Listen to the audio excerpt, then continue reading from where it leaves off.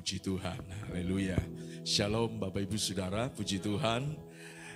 Tuhan Yesus baik, Tuhan Yesus mengasihi setiap kita sehingga diberikan kita kesempatan yang indah oleh Tuhan ada bersama-sama dalam rumah Tuhan, beribadah, memuji, memuliakan Tuhan. Puji Tuhan, haleluya. Saya sangat bersyukur kepada Tuhan karena anugerah Tuhan saya bisa ada sampai saat ini dan juga boleh ada di tempat ini ya, beribadah bersama dengan Bapak Ibu dan juga diberikan kesempatan untuk melayani kebenaran firman Tuhan. Ya, terima kasih buat Pastor Daniel yang sudah memberikan kepercayaan bagi saya. Harusnya memang jam 10 saya jadwalnya, cuman memang di gereja kami memang saya sudah sampaikan ke Daniel 3 bulan kami ada renovasi gereja ya, dan memang sudah mau finishing, sudah mau hampir rampung. Jemaat pada kangen semua karena sudah dipecah 2 ibadah ya. Jadi mereka ingin gabung untuk hari ini ya. Ada perjamuan kasih bersama, itu sebabnya saya sampaikan ke Pastor Daniel, kalau berkenan saya ajak, karena saya lihat tuan rumah juga yang melayani, kecuali tamu lain ya saya nggak bisa apa-apa. Wah, Pak Daniel coba di ini dan bisa oke, puji Tuhan. Semua tentunya dalam rencana Tuhan. Haleluya, puji Tuhan. Ya, ya baik. Ya sedikit saya memperkenalkan, saya Pendeta Ronald Musuh yang bersahabat. Ya, puji Tuhan. Saya melayani di Gading Gria Lestari. Dan juga sudah pernah melayani di tempat kami ya. Puji Tuhan, bersama istri dan saya dikaruniai 3 orang putra dan 1 putri. Ya, puji Tuhan. Haleluya. Ya. Dan ya yang lain sudah besar-besar, 1 sudah selesai kuliah, ya, 1 baru mau kuliah, 1 baru mau ke SMA, 1 masih kecil 2 tahun ya. Ya itu saja perkenalan, puji Tuhan, haleluya. Bapak Ibu Saudara yang diberkati Tuhan, saya percaya menit-menit ke depan ketika kita terima kebenaran firman Allah dan kita imani firman itu, itulah berkat bagi setiap kita. Katakan amin. Puji Tuhan. Mari sama-sama kita buka Alkitab kita dalam Kisah pasal yang ke-17. Kisah Para Rasul pasal yang ke-17 ayat yang ke-25. Kisah Para Rasul pasal 17 ayat 25, dan juga tidak dilayani oleh tangan manusia seolah-olah ia kekurangan apa-apa. Karena dialah yang memberikan hidup dan nafas dan segala sesuatu kepada semua orang. Puji Tuhan. Dalam pasal yang ketiga 17 ini, ayat yang ke-25, ini merupakan respon dari Paulus sendiri. Ketika dia ada di kota Athena, dia berjumpa dengan orang-orang yang ada di sana, ya, yang notabene mereka kalau ditulis dalam kebenaran firman Tuhan ini, mereka itu adalah orang-orang filosof, ya, filosof dari aliran filsafat Gnostik. Di situ dikatakan ya golongan Stoa dan Gnostik ya. Saya tidak membahas soal filsafat ini saudara ya, panjang sekali kalau mau dibahas itu ya. Tetapi saudara dikasih Tuhan, dalam perdebatan mereka kemudian Paulus menyampaikan ya, menyampaikan apa yang dilihat pada saat itu. Ketika dia ada di Athena, kota itu, dia melihat di sepanjang jalan itu banyak sekali penyembahan, ya, patung-patung, penyembahan kepada berhala. Tetapi nggak tahu mereka itu menyembah kepada Allah siapa, gitu. Ya. Nah disitulah Paulus menyampaikan kebenaran ini, ya, kebenaran tentang satu pribadi bernama Yesus Kristus, ya. Satu pribadi yang luar biasa, saudara. Nah saat ini saya akan berbicara tentang Kristus itu cukup. Christ is enough. Ya. Kristus itu cukup bagi kita. Ya. Ada banyak orang yang tidak merasa puas dalam hidupnya. Mereka mencari kepuasan di tempat-tempat yang lain. Mereka mencari kepuasan ya ketika mereka mendapatkan bahwa mungkin keuangan merasa tidak cukup. Mereka cari lagi yang lebih lagi dan akhirnya hal-hal yang negatif yang dilakukan dan sebagainya. Ya. Tetapi pada pagi ini kita akan melihat kebenaran firman Tuhan. Yesus itu cukup bagi kita, saudara. Bukan berarti saya menyampaikan ini sehingga kita tidak usah beraktivitas, tidak usah bekerja, tidak usah berusaha dan sebagainya.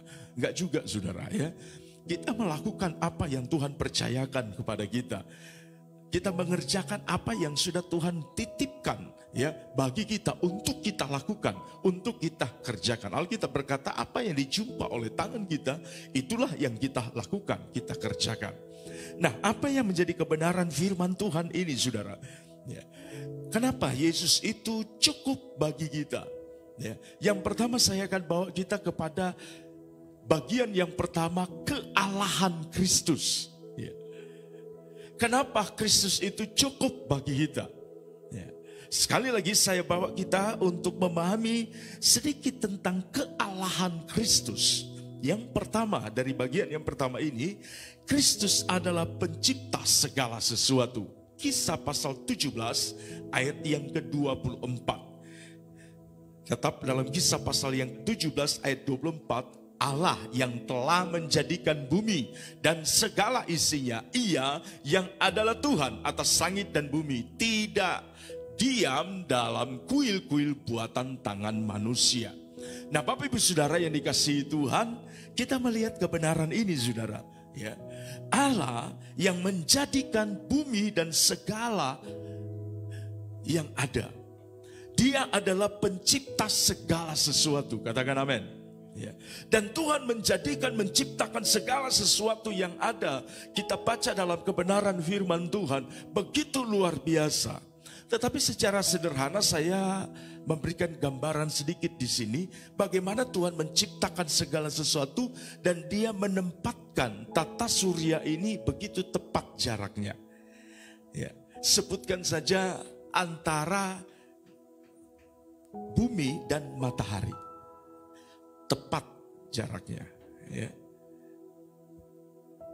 Saudara dapat bayangkan, saudara, kalau dia tarik sedikit ke atas matahari dari bumi, ya. Wah, bisa beku semua, saudara. Ya. 3 bulan lalu saya ada di Amerika, masih dingin, ya. Saya pulang, Pak Daniel yang datang menggantikan, ya. Sama juga kami pelayanannya di gereja-gereja yang sama juga di sana, ya, di New Jersey dan Ohio, ya. Wah, masih dingin, ya, masih terasa dingin. Bayangkan kalau Tuhan tarik sedikit ke atas itu matahari, ya, lebih beku, saudara, di sana. Tapi bayangkan juga kalau Tuhan tarik ke bawah sedikit matahari, apalagi kita di Indonesia, ya, garis khatulistiwa, gosong semua kita, saudara. Jadi Tuhan menjadikan itu begitu tepat sekali, begitu luar biasa sekali. Dia yang menciptakan segala sesuatu. Ya. Itulah kealahan daripada Kristus. Kita imani Dia Tuhan yang menciptakan segala sesuatu yang ada. Ya. Bagian yang berikut, saudara, poin yang kedua dari bagian pertama, kealahan Kristus. Kristus adalah Tuhan yang hidup. Haleluya, puji Tuhan. Kristus adalah Tuhan yang hidup. Kisah 17 ayat 24. Yang tadi itu 17 ayat 18. Sebab Ia memberitakan Injil tentang Yesus dan tentang kebangkitannya. Ya, garis bawahi di sini kebangkitannya. Kita bangga memiliki Yesus yang hidup. Katakan amin. Ya. Yesus yang bangkit dari antara orang mati. Ya. Ada seorang penulis, dia menulis sebuah buku. Ya. Ini buku yang ya sudah lama juga. Ya. Tebalnya mungkin begini. Karena mengkisahkan tentang tokoh-tokoh di dunia. Ya. Judul buku itu 100 tokoh berpengaruh di dunia. Ya, karangan Michael Hart. Ya. Nah, Michael Hart menempatkan dari 100 tokoh ini, dia tempatkan Nabi Muhammad poin pertama, ranking pertama, nomor 1. Ya, mungkin biar laku di Indonesia kali ya. Kalau karena langsung Nabi Isa nomor 1, ya, atau Kristus, wah bisa dicekal buku itu. Ya. Dia tempatkan yang kedua Isaac Newton, fisikawan, ilmuwan yang hebat. Baru ketiga dia tempatkan Nabi Isa atau Kristus. Ya. Mungkin keenam Paulus. Ya. Orang mempertanyakan tentang itu. Kenapa Michael Hart menempatkan Muhammad yang pertama? Ya, saya tidak terlalu pusing dengan hal itu. Ya sudah, memang masing-masing penulis punya ini sendiri gitu. Ya. Tetapi dari 100 tokoh ini, di antaranya itu ada 99 tokoh. Di situ ada Mahatma Gandhi dari India, George Washington Amerika, Thomas Alva Edison, ya, penemu lampu, ya, dan macam-macam ya tokoh dunia. Ya, dari negarawan sampai ke penemu-penemu yang ada, ya, ilmuwan yang ada. 99 tokoh hebat itu, waktu mereka meninggal, waktu mereka mati, sampai saat ini mereka lupa bangun, saudara. Ya, masih ada di kuburan. Beda dengan pribadi Yesus. Dia mati, tapi hari yang ketiga, itu yang sudah kita peringati, dia bangkit dari antara orang mati. Katakan amin. Haleluya. Jadi kita bangga memiliki Tuhan, bukan Tuhan yang mati. Itu sebabnya Paulus dia berkata dalam kitab 1 Korintus 15, di sana Paulus menyampaikan, kalau tidak salah ayat yang ke-14, ya, kalau Yesus tidak dibangkitkan, sia-sialah pemberitaan kami. Kalau Yesus tidak dibangkitkan, sia-sialah kepercayaan kami. Haleluya, puji Tuhan. Ya. Jadi kita bersyukur bahwa kita menyembah bukan kepada Allah yang mati, tetapi menyembah kepada Tuhan yang hidup. Haleluya, puji Tuhan. Ya. Berbeda tentunya dengan yang lain, saudara. Ya. Ini spesial bagi gereja, bagi kekristenan yang ada. Kematian dan kebangkitan Kristus tidak dapat dipisahkan. Itulah kekuatan iman kekristenan yang ada. Haleluya. Bahwa kita punya Tuhan yang hidup. Poin yang ketiga dari bagian yang pertama ini, saudara. Yang ketiga, Kristus adalah juru selamat manusia. Kisah 4 ayat yang ke-12. Kisah pasal 4 ayat 12. Dan keselamatan tidak ada dalam siapapun juga selain di dalam Dia. Sebab di bawah kolong langit ini tidak ada nama lain yang diberikan kepada manusia yang olehnya kita dapat diselamatkan. Tentunya ayat ini tidak asing lagi bagi setiap kita yang ada. Ya. Yesus sebagai Tuhan penyelamat umat manusia. Katakan amin. Kenapa Yesus itu dia penyelamat, saudara? Ya. Hanya dia yang sanggup. Itu sebabnya dia kata, akulah jalan kebenaran dan hidup. Ya. Gak ada yang dapat sampai ke Bapa kalau tidak melalui Yesus. Gak ada tokoh yang hebat yang berani menyampaikan hal yang seperti itu, saudara. Hanya pribadi Yesus. Nah, kenapa Yesus itu bisa menyelamatkan manusia? Karena yang pertama, Yesus itu ya, di dalam Kristus tidak ada natur keberdosaan. Ya. Di dalam Kristus tidak ada natur keberdosaan. Ya. Alkitab memberikan penjelasan dalam Mazmur 51 ayat yang ke-7, semua manusia dikandung dalam dosa. Tetapi tentunya kita percaya, mengimani kebenaran firman Allah, bahwa Yesus dikandung dalam tubuh Maria, bukan karena pekerjaan atau karena hubungan pria dan wanita, atau Yusuf dan Maria. Tetapi karena apa? Pekerjaan Roh Kudus. Haleluya, puji Tuhan. Ya. Itu jelas dalam kebenaran firman Tuhan. Ya. Yang ada di kandungan Maria itu karena pekerjaan Roh Kudus. Haleluya, puji Tuhan. Jadi nggak ada natur keberdosaan dalam pribadi seorang atau tokoh atau pribadi Yesus Kristus itu, saudara. Haleluya. Maka dia sanggup menyelamatkan setiap manusia yang berdosa. Dan yang dilakukan oleh Yesus ketika dia menyelamatkan manusia, dia mati di kayu salib. Dan iman kita bukan hanya kepada kematian Kristus di kayu salib. Yang ketiga, dia bangkit. Haleluya, puji Tuhan. Maka pribadi inilah yang sanggup menyelamatkan setiap umat manusia yang ada, saudara. Oh, kita bersyukur, kita sekali lagi kita bersyukur, kita bangga bahwa Yesus Kristus itu yang sanggup menyelamatkan hidup kita.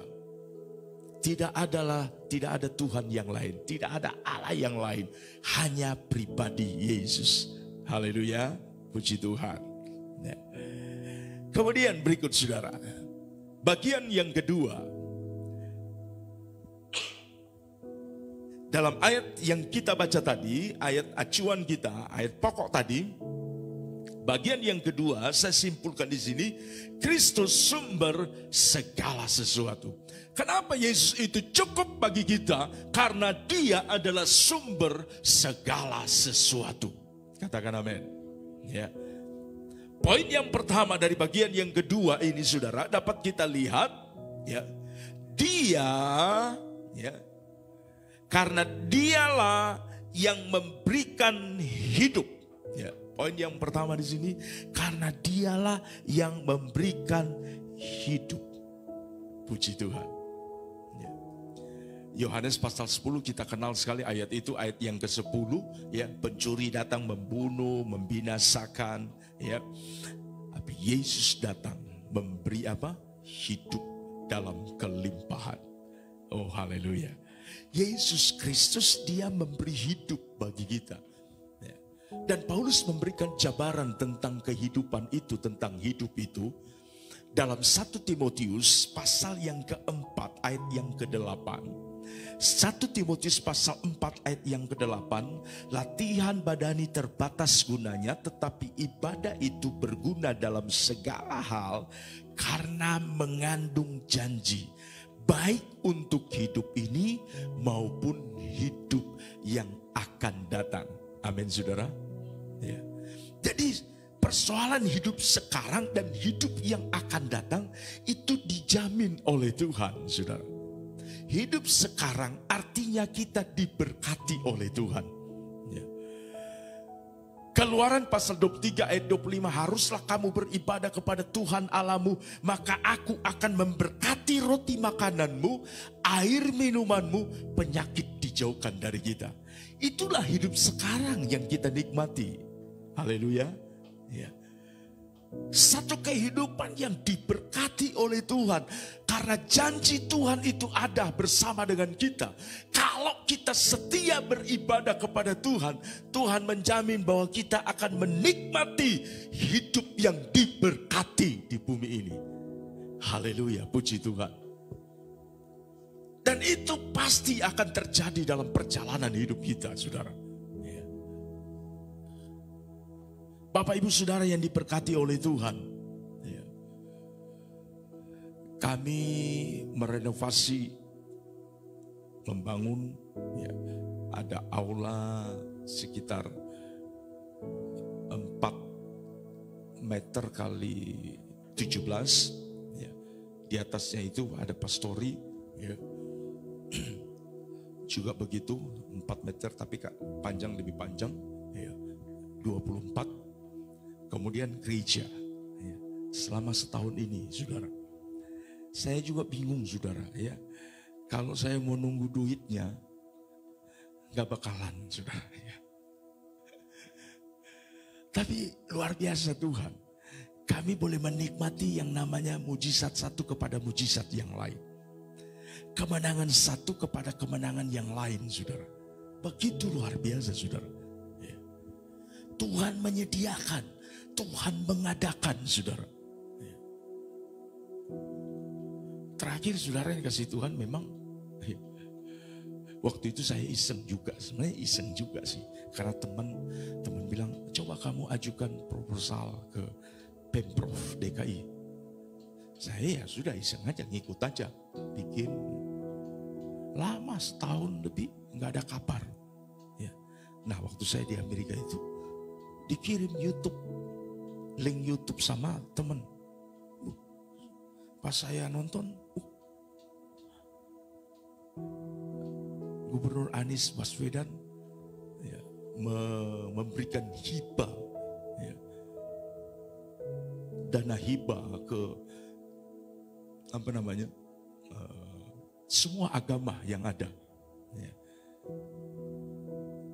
Dari NU juga dapat, Muhammadiyah dapat, Islam dapat, Buddha dapat, Kristen juga dapat.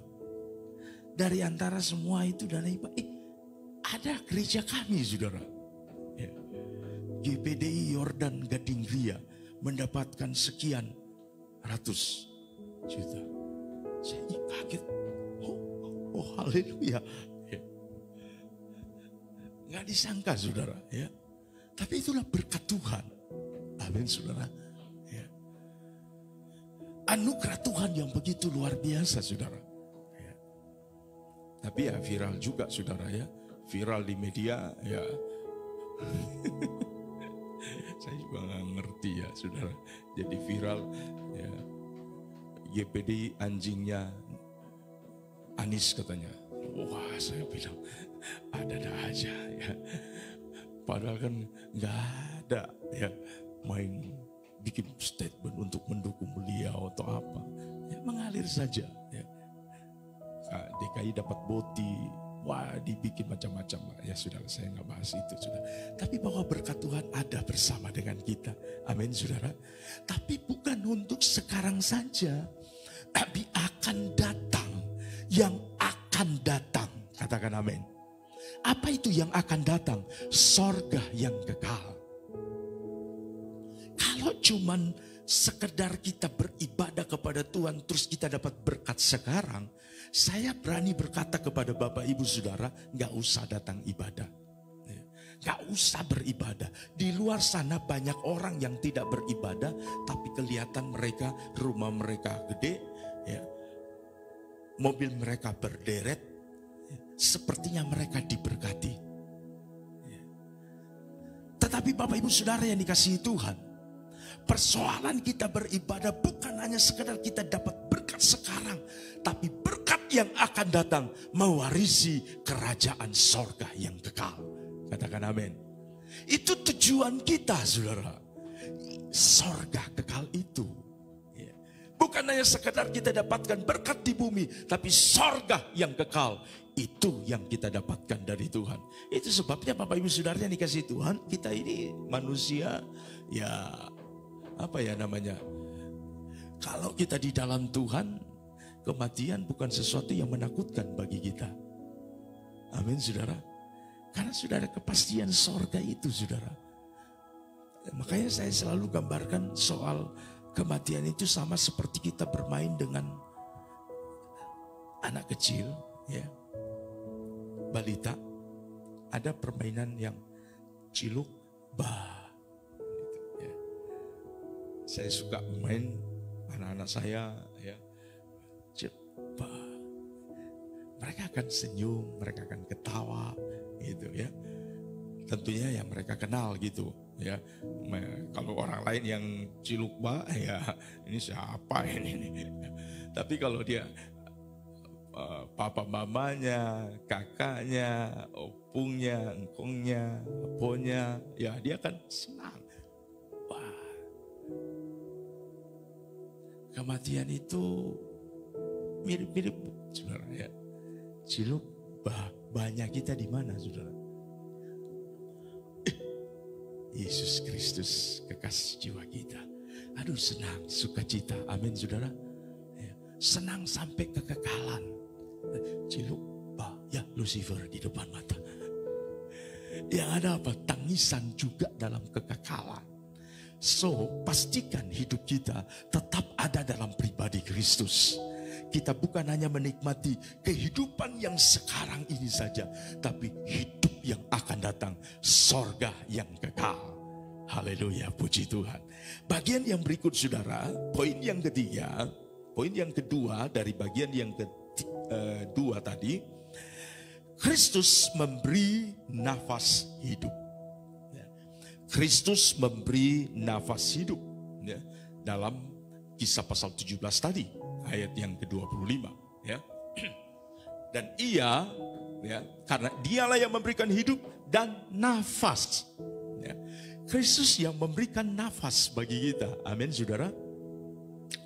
Saya nggak tahu juga ya, mungkin kalau ada orang medis di sini, saya menemukan di sebuah ini status orang, kemudian ya saya ambil ya, tapi menarik saudara ya, tentang nafas itu ya. Harga oksigen saya nggak tahu sekarang ya, 25.000 per liter, nitrogen 10.000 per liter. Kita manusia mengkonsumsi itu setiap hari, oksigen dan nitrogen. Kalau nitrogen ini di SPBU pom bensin, satu kali kita tambah sekarang sudah 5.000. Ya. Nggak tahu itu berapa liter itu. Ya.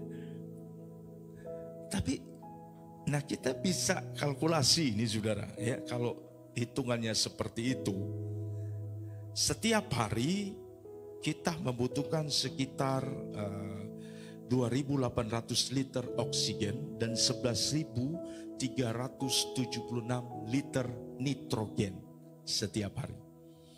Nah saudara, kali aja saudara dengan yang tadi, berapa per hari yang kita butuhkan? Ya, sekitar 185 juta per hari, per minggu. Belum sampai 1 bulan sudah berapa miliar saudara per tahun. Hari ini berapa umur kita? Bulan depan saya 49. Nah, sudah mau dekat setengah abad. Waduh, berapa aja itu saudara. Tapi Tuhan berikan kita gratis. Nafas hidup kita gratis diberikan Tuhan. Haleluya. Ya. Yesus itu cukup bagi kita. Dia bukan hanya sekedar memberi hidup bagi kita tentang keselamatan itu, tapi dia memberikan kita nafas hidup, saudara. Saudara dapat bayangkan orang yang sudah mau bisa nafas, dia mau cari nafas itu susah sekali. Saudara. Tapi puji Tuhan hari ini kita masih bisa tarik nafas. Coba tarik nafas lagi. Oh puji Tuhan. Only by His grace. Amin saudara. Semua karena berkat Tuhan bagi setiap kita yang ada saudara. Itu sebabnya saudara dikasih Tuhan. Mari dengan apa yang Tuhan percayakan bagi kita. Kalau dia berikan nafas, artinya kita diberikan kesempatan oleh Tuhan. Artinya Tuhan memberikan kita waktu untuk menikmati kehidupan yang ada di bumi ini. Mari kita melakukan yang terbaik di hadapan Tuhan. Karena kita nggak ngerti kapan batas waktu itu, saudara. Kapan kesempatan itu berakhir, kita nggak tahu, saudara. Hanya Tuhan yang tahu. Saudara punya ini ya, mungkin selalu diberikan dikasih peringatan lah ya. Pelanggan yang terhormat, masa aktif kartu Anda tanggal berapa hari ini? 26 ya, jam 12 siang. Kita pingin butuh dengan kartu yang ada atau paket internet, kita tambah lagi karena sudah diperingatkan. Seandainya surga kasih begitu ya.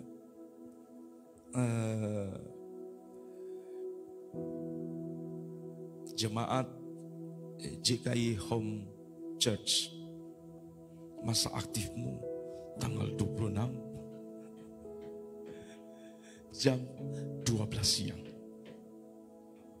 Wah, saudara, saya jamin habis ibadah ini saudara terus beribadah, habis ibadah kedua saudara tetap beribadah. Pak Daniel bilang, udah selesai kita ibadah. Nggak apa-apa pastor, ku ingin tetap di sini. Karena masa aktif kita udah tahu. Tuhan nggak kasih begitu bagi kita. Nggak ada peringatan dari sorga bagi kita. Masa aktif kita nggak ngerti. Tapi selagi Tuhan berikan kesempatan bagi kita, selagi Tuhan percayakan kita ada dalam pelayanan, mari kita lakukan yang terbaik bagi Tuhan. Selagi kita masih Tuhan berikan waktu, kepercayaan, kesempatan yang ada, lakukan yang terbaik untuk menyenangkan Tuhan dalam hidup ini. Haleluya, puji Tuhan. Dan bagian yang terakhir saudara, dari poin yang kedua tadi, Kristus memberikan segala sesuatu. Roma 8 ayat 32. Ia yang tidak menyayangkan anaknya sendiri tetapi menyerahkannya bagi kita semua.